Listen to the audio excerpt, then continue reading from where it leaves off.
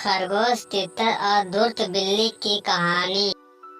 Friend, इस post में हम खरगोश, तितर और धूर्त बिल्ली की कहानी प्रस्तुत कर रहे हैं। पंचतंत्र की इस कहानी में तितर और खरगोश के बीच आवास को लेकर मतभेद हो जाता है। इस मतभेद के निवारण के लिए वह बिल्ली को मध्यस्थ बनाते हैं। परिणाम क्या होता है जानने के लिए पढ़े पूरी कहानी। दूरस्थ वन में एक ऊंचे पेड़ की खोह में कपिजल नामक तितर का निवास था। कई वर्षों से वह वहां आनंद पूर्वक जीवन व्यतीत कर रहा था। एक दिन भोजन की खोज में वह अपना खोह छोड़ निकला और एक हरे भरे खेत में पहुंच गया। वहां हरी भरी कोपले देख उसका मन ललचा गया और उसने कुछ दिन उसी खेत में रहने का निर्णय किया। कोपलों से रोज अपना पेट भरने के पश्चात वह वहीं सोने लगा। कुछ ही दिनों में खेत की हरी भरी कोपले खाकर कपिजल मोटा ताजा हो गया, किंतु पराया स्थान पराया ही होता है। उसे अपने खोह की याद सताने लगी। वापसी का मन बना वह अपने खोह की ओर चल पड़ा। खोह पहुंचकर उसने वहां एक खरगोश को वापस आते हुए पाया। कपिजल की अनुपस्थिति में एक दिन शिग्रको नामक खरगोश उस पेड़ पर आया और खाली खोह देख वहीं मजे से रहने लगा। अपने खोह में शिग्रको का कब्जा देख कपिजल क्रोधित हो गया। उसे भागते हुए वह बोला, चोर, तुम मेरे खोह में क्या कर रहे हो? मैं कुछ दिन बाहर क्या गया, तुमने इसे अपना निवास बना लिया। अब मैं वापस आ गया हूँ, चलो भागो यहाँ से। किंतु शिग्रको टस से मस नहीं हुआ और अकड़ कर बोला, तुम्हारा खोह कौन सा? अब यहाँ मैं रहता हूँ, ये मेरा निवास है। इसे छोड़कर जाने के उपरांत तुम इस पर से अपना अधिकार खो चुके हो, इसलिए तुम यहाँ से भागो।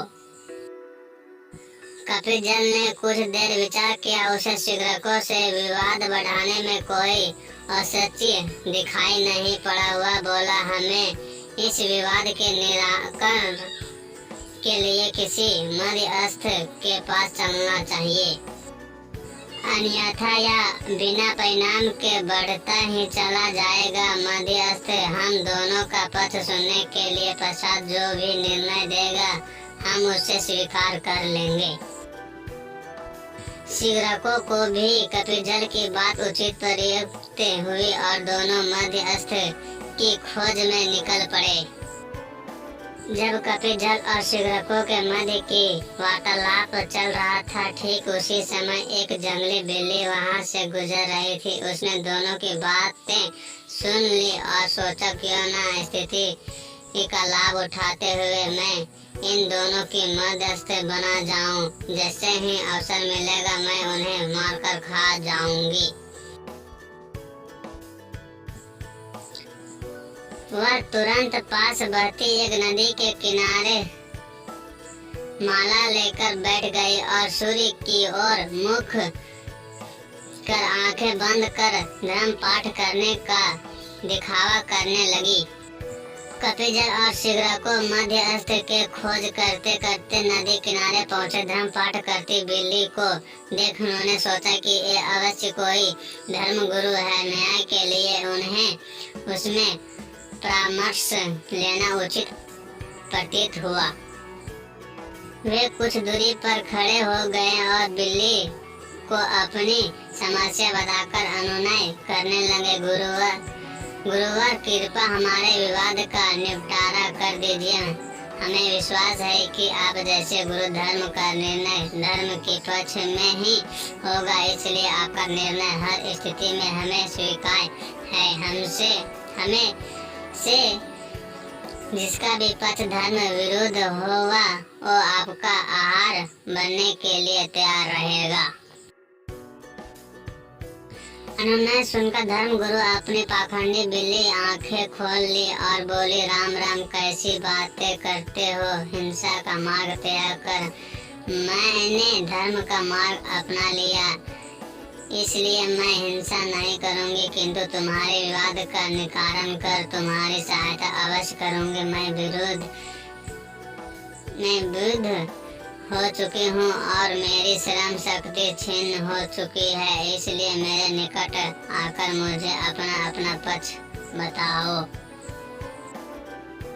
पाखंडी बिल्ली की चिकनी चुपड़ी बातों पर कपिजल और शीघ्र को विश्वास कर बैठे और अपना पक्ष बताने निकट पहुंच गए। निकट पहुंचते ही पाखंडी बिल्ली ने शीघ्र को पंजे में दबोच लिया और कपिजल को अपने मुंह में दबोच लिया।